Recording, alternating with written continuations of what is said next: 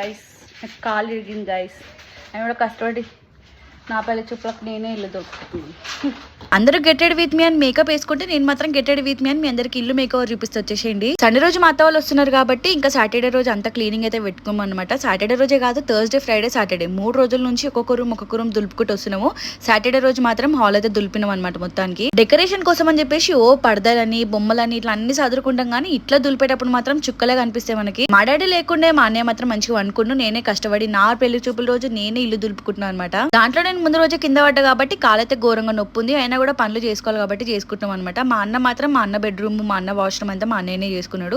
ఈ హాల్ ఇంకో బెడ్రూమ్ మాత్రం నేను, మా మమ్మీ ఇంకా మనోరన్న కలిసి చేసుకున్నాము. అన్నంతా అయిపోయినాక మంచి కూర్చొని అయితే లంచ్ కంప్లీట్ చేసుకున్నాను. నేను లేక డైటింగ్ స్టార్ట్ చేసేదాన్ని మా ఇంట్లో రసమలలు, రబ్బడి మలలు, బిర్యానీలు 7 కిలో ఉడబడతా ఉంటాయి. చూడడం తప్ప దీన్ని ఏం చేయాలని నాకు అర్థమైపోయి పక్కకి వెళ్ళిపోయినా. ఇంకా ఈవినింగ్ మా చెల్లి వచ్చింది, మా పిన్ వచ్చింది, మా తమ్ముడు వచ్చింది అనమాట. వీళ్ళతో ప్రస్తుతానికి ఉన్నారు నాకు హెల్ప్ చేయడానికి, రెడీ అయ్యడానికి. ఫస్ట్ అయితే మ్యాచింగ్ బ్యాంగిల్స్ అయితే మా పిన్ని తీసుకొచ్చింది. అన్న కూడా కొన్ని ఇంట్లో ఉన్నాయి, అవి అయితే చూద్దామని చెప్పేసి వాటికి వీటికి కలిపి మంచి మ్యాచింగ్ అయితే వేసుకున్న శారీకి. మా అత్త వాళ్ళు నాకు చెప్పిన విషయం ఏంటంటే ఎంగేజ్మెంట్ రోజు నువ్వు గ్రీన్ కట్టుకున్నా కట్టుకోకపోయినా ఈ రోజు ఫస్ట్ మీటింగ్ అప్పుడు మాత్రం కంపల్సరీ గ్రీన్ తీసుకో అంటే గ్రీన్ శారీ తీసుకుని ఉండే. ఇంకా కొత్త గాజులతో పాటు ఇంట్లో ఉన్న గాజులతో అయితే మంచి గ్రీన్ సెట్ అయితే బ్యాంగిల్ చేసుకుని ఎట్లుండో నాకు కమెంట్ చేయండి. ఇంకా నెక్స్ట్ రోజు క్యాటరింగ్ అయితే ఏం లేదనమాట. మొత్తం అన్ని వంటలు ఇంట్లోనే వండుతున్నాము. సో నెక్స్ట్ డే కోసం పుంటికూర పచ్చడి కోసం అయితే అందరూ ఒలుస్తారు ఇక్కడ కూర్చొని. మంచి ఫ్యామిలీ పాట పెట్టుకొని అందరు ఇట్లా పని చేసరికి మా మానస పెళ్లి పనులు స్టార్ట్ అయిపోయినారు. మా డాడీ అనగానే అందరు నవ్వుతారు. పెళ్లి అయితే పెళ్లి కూతురు అయితే మన పనులు మనం చేసుకోవాలి కాబట్టి బాసనలు అయితే దోమడం బాధ్యత నేను తీసుకున్నాను మా ఇంట్లో. ఎందుకంటే మమ్మీ మా పిన్ని కలిసి అయితే మార్కెట్కి పోయినారు, మిగతా వాళ్ళకి ఒక పని చేస్తారు.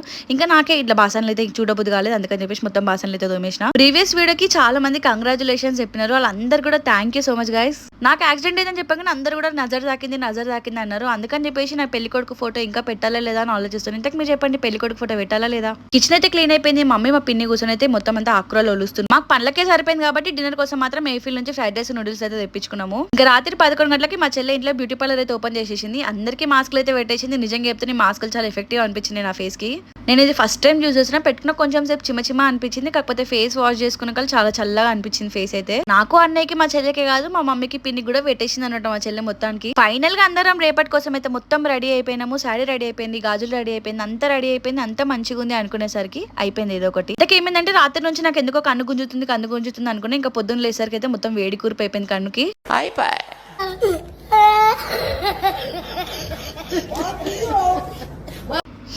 నవ్వకండి గైస్, ఇట్స్ సీరియస్ మ్యాటర్. సరే పెళ్లి చూపుల వీడియో కోసం అయితే వెయిట్ చేయండి. Bye guys.